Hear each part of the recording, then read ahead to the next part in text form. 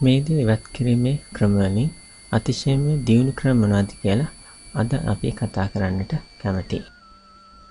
අද මම කතා කරන්න කැමතියි මේදී ඉවත් කිරීමේ ක්‍රමවල ළඟකදී ඇතිවෙච්ච වැඩි දියුණු වුණු ක්‍රම මොනවද කියලා. අපේ නූතන වෛද්‍ය විද්‍යාවේ ළඟකදී 1989 ඉඳලා ලෝකෙට ඉදිරිපත් කළා ටමසන් ඇනස්තීසියා කියන ඒ ක්‍රමයට ඉරිවට්ලා විතරක් අපිට මේදී ඉවත් කරන්න පුළුවන්. මීට කලින් මේදී ඉවත් කිරීම සිදු කළේ සම්පූර්ණයෙන්ම සීනැති කරලා. මේක ලෝකෙට කලින් ඉදිරිපත් කරේ ඩොක්ටර් ජෙෆ්රි ක්ලයින් කියන මහතා. ඒ මහත්මයා පින්තූරේ පෙන්වුම් කරලා තිනවා ඩොක්ටර් පැත්තේ. මේ ක්‍රමයට ඉස්සෙල්ලා කරපු සීනැති කරලා කරපු ක්‍රමේ සාමාන්‍යයෙන් ලෙඩුන් මැරුණා. ඇමරිකාවේ හොඳ ස්පිරිතාලයක 5000ට එක්කෙනෙක් වගේ ලෙඩෙක් මේ විදිහට මරණයටපත් වුණා ලයිපොසක්ෂන් ක්‍රමයට භාජනය වෙනකොට. මෙම ක්‍රමය ඊටම ආරක්ෂා සහගතයි. මම මේ ක්‍රමයට ලයිපොසක්ෂන් දැනට 12000කට අධික ප්‍රමාණයක් කරලා තිනවා. කිසිම දවසක ලෙඩෙක් මැරෙලා නැහැ. මේ නිසා මේ ක්‍රමයේ තියෙන ආරක්ෂා සහගත තත්ත්වය ගැන මම හොඳින් දන්නවා. අලුත් ටෙක්නික් එකට මේදී ඉවත් කරනකොට කම්ප්ලිකේෂන්ස් උත් අඩුයි. ඒ කියන්නේ අසාධාරණ තත්ත්ව, ලේ ගැලීම, ඒ වගේම හැමේ ඉරිගිලතාවයන්, හැමේ ඇතිවෙන වලවල් වගේ දේවල්, ලේ කැටි, ඒ වගේම මේදිය රුධිර නාලිකා තුලින් ඇතුල් වෙලා ලංස් වල හිර වෙන එක, පෙනහල් වල හිරවීම සිද්ධ වෙන්නේ නැහැ. ඒ වගේම කොටස් වශයෙන් මේදී ඉවත් වෙලා ඇතිවෙන අසමානතා ඇතිවන්නේත් නැහැ. ළඟකදී අපිට අහන්න ලැබුණා ලේසර් ලයිපොසක්ෂන් ක්‍රම ගැන. මේ ලේසර් ලයිපොසක්ෂන් ක්‍රම වලට භාවිත කරේ ලේසර් ක්‍රමයක්, NDයක් කියන ලේසර් ක්‍රමය. මෙන්න මේ විදිහට හැන්ලයිකින් ඉදිරිපත් කරාම ඒකෙන් මේදිය දිය වෙලා යනවා.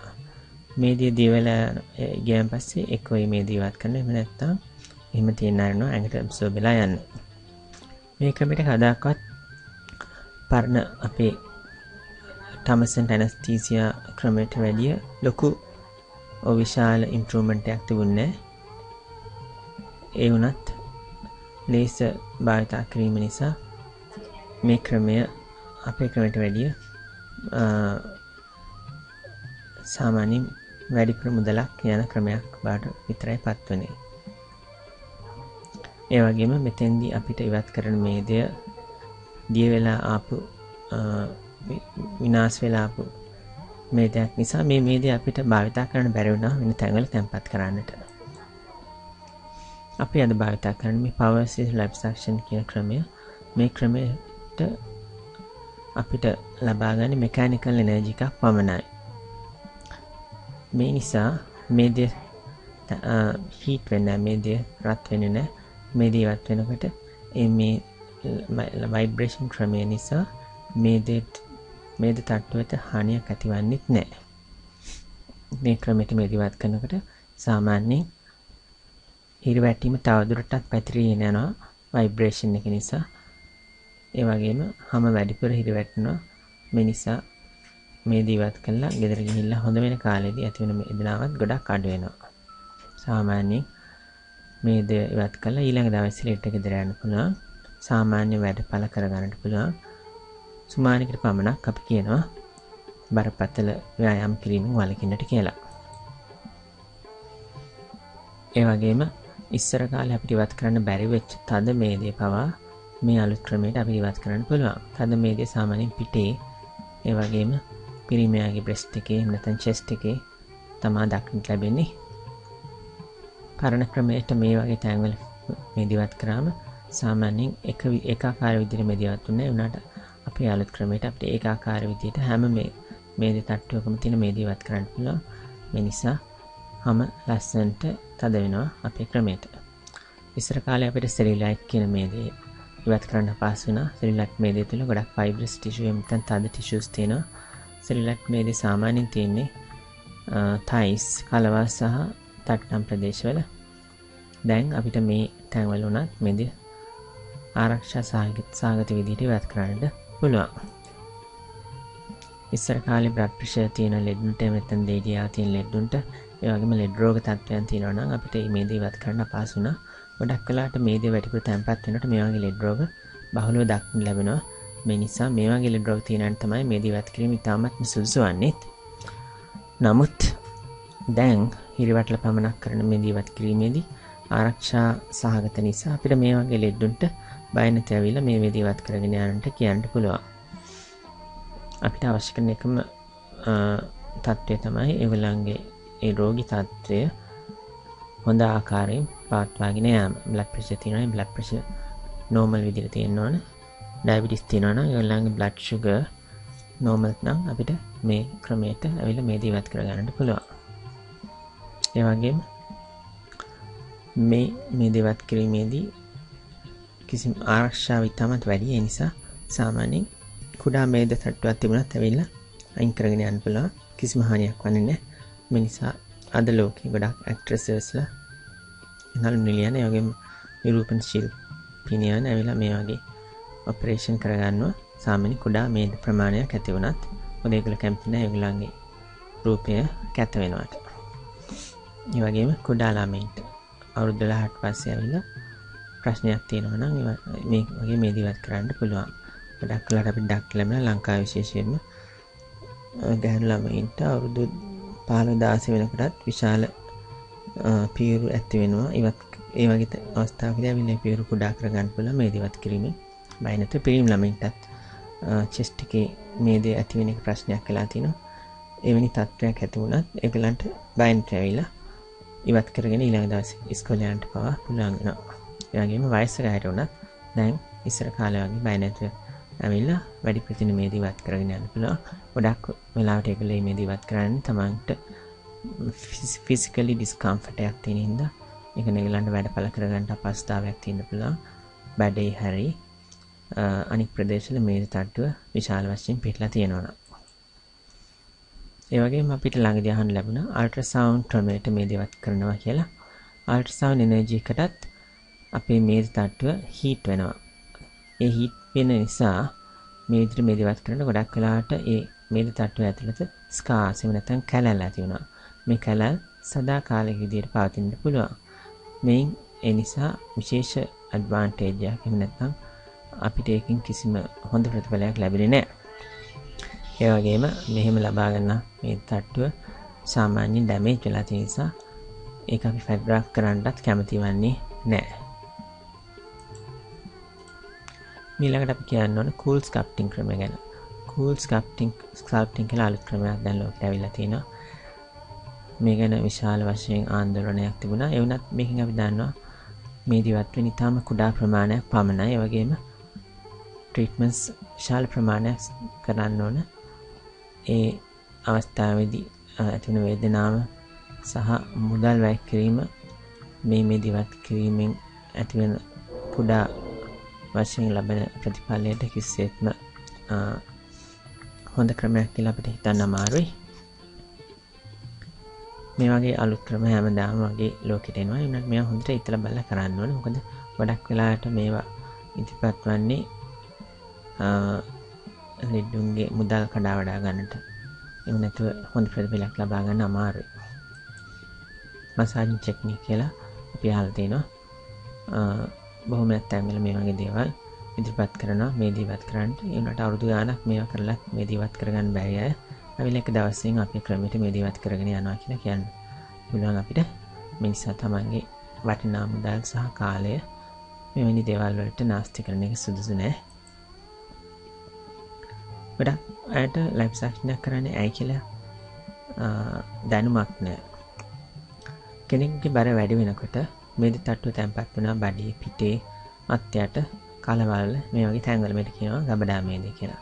මේ මේද තට්ටුව අපිට ඉවත් කරන්න අවශ්‍යයි. මේක ඉවත් කරොත් තමයි අපිට ලස්සන රූපයක් ආයෙත් ලබා ගන්නට පුළුවන්.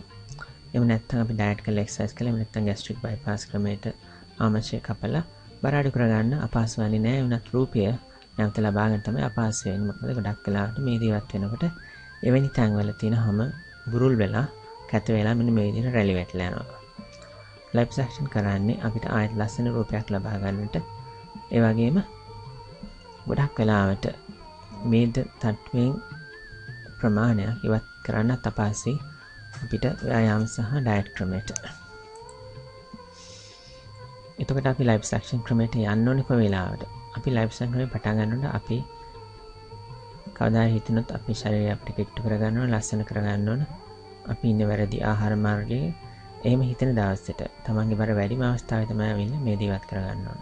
මේ දේවත් කරන් පස්සේ සම්පූර්ණයෙන් තමන්ගේ ආහාර පාන වෙනස් කරගෙන දිගටම තමන්ගේ ඇඟේ බර අඩු කරගන්න ඕන.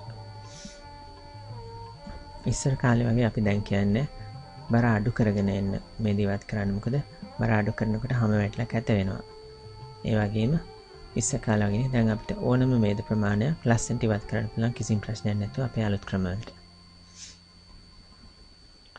එතකොට අපේ මේද වැඩිපුරම තැම්පත් වෙන්න ප්‍රදේශ තමයි බඩ, පිට, කලවා වල ඇතුළු ප්‍රදේශය සහ අපේ මුහුණේ යට ප්‍රදේශය. අපි මුහුණ වයසට යනකොට ගොඩක් වෙලාවට මුහුණ යටින් මේද තැම්පත් වෙනවා. ඒ යටින් තැම්පත් වෙන මේදේ නිසා ඒ හැම බුරුල් වෙලා යනවා.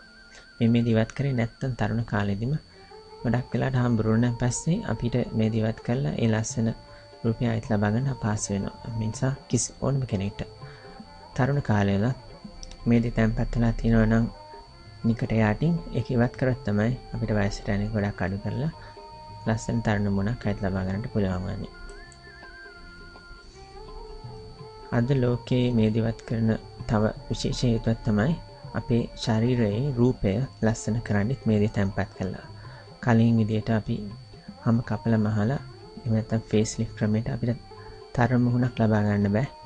ඉතින් මම පෙන්වන්න කළා තියෙනවා මේදේ තැම්පත් කරලා කොහොමද අවුරුදු 40 ගානක මුහුණක් නත් තරුණ විදියට අවුරුදු 20 ගානකට වගේ හදා ගන්න පුළුවන් කියලා. ගොඩක් වෙලාට වයසට යන්නේ ඇස්යට ප්‍රදේශය අපේ නාසය සහ කට දෙපැත්තේ මේ රැලි ගැඹුරු වීම සහ මුළු මුහුණේම පරිමාව අඩු වෙලා යන නිසා. ගොඩක් වෙලාට වයස යනකොට අපිට තියෙන අපේ නාහය ලොකු වැඩි කියලා. ඇත්තටම නාසය ලොකු වැඩි වෙන්නේ නැහැ. නාසය ඒ විදිහට තියෙනවා අපේ අනික් මුහුණ තමයි ඇකිලිලා යන්නේ. මේ ඇකිලිලා යනකොට අපේ නාසය ලොකුට පේනවා.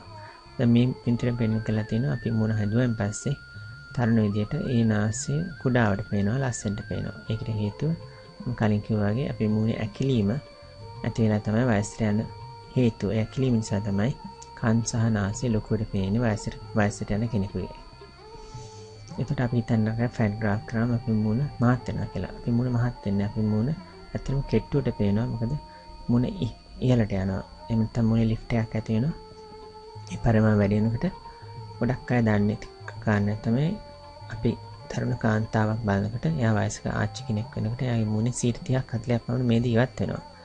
ඉවත් වෙන මේද ආයෙත් ලබා දුන්නාම ආයෙත් තරුණ කාන්තාවක වගේ මුහුණ අපිට ආයෙත් ලබා ගන්න පුළුවන්.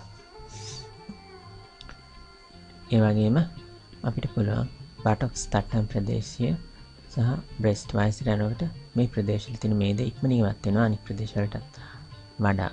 එහෙම යනකොට තමයි තට්ටම් ප්‍රදේශය වැටෙන්න පටන් ගන්නේ. පිරිමින්ට වගේම කාන්තාවන්ටත් මේ ලොකු ප්‍රශ්නයක් වෙනවා. මේක හදාගන්න නම් අපිට කරන්න පුළුවන් හොඳම ක්‍රමය තමයි අපි ගබඩා මේදය ඉවත් කරලා මේ ප්‍රදේශය තැම්පත් කරනවා. ඒතකොට ගබඩා මේදේ තියෙන මේදය සාමාන්‍යයෙන් වයසට යනකොට වැඩි වෙන මේදයක්. මේ ප්‍රදේශවල මේදේ වයසට යනකොට අඩු වෙනවා. මේ මේදය ගබඩා මේදය ඉවත් කරලා ලස්සන මේද තියෙන තැන් තට්ටම් ප්‍රදේශයේ මුහුණ සහ පියවර තැම්පත් කරාම ඒ ප්‍රදේශ වයසට යන්නේ ගොඩක් අඩු වෙනවා. නැවත ලස්සන රූපය ආයෙත් ලබා ගන්න පුළුවන් මේ පින්තූරෙන් පෙන්වන්න කරලා තියෙන විදියට. ඒ වගේම ඉස්සර කාලේ fatty tumors නැත්නම් lipomas ඒ වගේම ඒ කියන්නේ මේදෙන් ඇති වෙන ගෙඩි ඇති වෙලා තියෙන ගොඩක් අයට අද මේක විශාල වශයෙන් දක්වලා ලැබෙනවා. ඉස්සර කාලේ මේක ඉවත් කරලා මේකට හැම කපලා මේ මේදෙන් ඇති වෙන ගෙඩි ඉවත් කරලා. අද මේ කරන්න අවශ්‍ය නැහැ. අද පුළුවන් පොඩි සිදුරකින් අපිට මේ මේදය ඉවත් කරන්න ලයිපොසක්ෂන් ක්‍රමයට. මේ නිසා විශාල කැලලක් ඉතිරවන්නේ නැහැ ශරීරයේ. ඒ වගේම සෙලියුලයිට් ගැන අපි කලින් කතා කරා. සෙලියුලයිට් කියන්නේ මෙන්න මේ විදිහට කලව සහ තට්ටම් ප්‍රදේශයේ ඇති වෙන මේදය. මේ මේදය සාමාන්‍ය මේදයට වඩා වෙනස්. මොකද මේ මේදය තුළ විශාල වශයෙන් ෆයිබ්‍රස් ටිෂු තියෙනවා. මේ මේදය හැමට ආසන්නයෙන් පිටිනවා. මේ ෆයිබ්‍රස් ටිෂු තියෙන හින්දා හැම ඉරෙගියුලර් වෙනවා. ඒ කියන්නේ හැම මේ වගේ රැලි අපිට දක්නට ලැබෙනවා. ඉස්සර කාලේ මේක ඉවත් කරන්න අපහසුනේ මොකද කලින් ක්‍රම වලට මේදය ඒකාකාරී විදිහට ඉවත් වෙන්නේ නැහැ. ඒ නිසා සෙඩිලයිට් ප්‍රදේශයක ඉවත් කරාම ඒක වඩාත් කැත වුණා. අද මේක අපිට ලස්සනට ඉවත් කරන්න පුළුවන් අලුත් ක්‍රම වලට. වැරදි ක්‍රම භාවිතා කරොත් ගොඩක් වෙලාවට ජීවිත කාලයක් තුළ ඇතිවන කැලල් ඇති වෙන්න පුළුවන්. මේ බඩ තියෙන මේ දේවත් කියලා තියෙන පරණ ක්‍රමයට මේ නිසා ඇතුළත මේ කැලල් අපිට මේ දක්න ලැබෙනවා. මේ පින්තූරේ දක්න ලැබෙනවා. ඒ කැලල් අපිට ආයෙත් ඉවත් කරන්න අපහසුයි. හැබැයි අලුත් ක්‍රමයට ගොඩක් වෙලාවට මේ වගේ කැලල් තිබෙන බඩක උනත් ඒ පිනුම අපිට තවදුරටත් ලස්සන කරන්නට පුළුවන් වෙනවා. මේ නිසා මේ දිවත් කරන්න ගොඩක් පරිස්සමෙන් අලුත් ක්‍රමයට පමණක් ඉවත් කරන්න කියලා අපි කියන්න කැමතියි. මොකද සදාකාලිකව හානියක් සිදු වෙන්න පුළුවන් තමන්ගේ මේද තට්ටුව ඇතුලෙන් ඇති වෙන කැලල් නිසා. ඒ වගේම අපි ලස්සන වෙන්නයි ලැබසක්ෂණයක් කරන්නේ මේ දිවත් කරන්නේ. ඒ නිසා ලස්සන වෙන්න කරන ඒ වගේ සැත්කමකින් ජීවිත හානියක් ලබා ගන්න අවශ්‍ය නැහැ. එතකොට ජීවිත හානියක් නැතුව කරන්න පුළුවන් ලැබසක්ෂණ ක්‍රමය තමයි අපි කරන ටමසන් ඇනස්තීසියා නැත්නම් හිරවටලා විතරක් කරන ක්‍රමය. මේ ක්‍රමය හැම තැනටම දක්න ලැබෙන්නේ. බොහෝ වෙලාවට අපි අද ඉස්පිතාලෙ ගිහලා කරනකොට අපිට පරණ ක්‍රමය දක්න ලැබෙන්නේ. මේ ක්‍රමයට ජීවිත හානියක් සිදු වෙන්න පුළුවන්. මේ නිසා ලස්සන වෙන්න කරන සැත්කමකට ගිහිල්ලා ජීවිත හානි කරගන්න අවශ්‍ය නැති බව අපි දැනගන්න ඕනේ. ස්මාර්ට් ලයිෆ් සැක්ෂන් ක්‍රමයට සාමාන්‍ය ලෙඩ මැරෙලා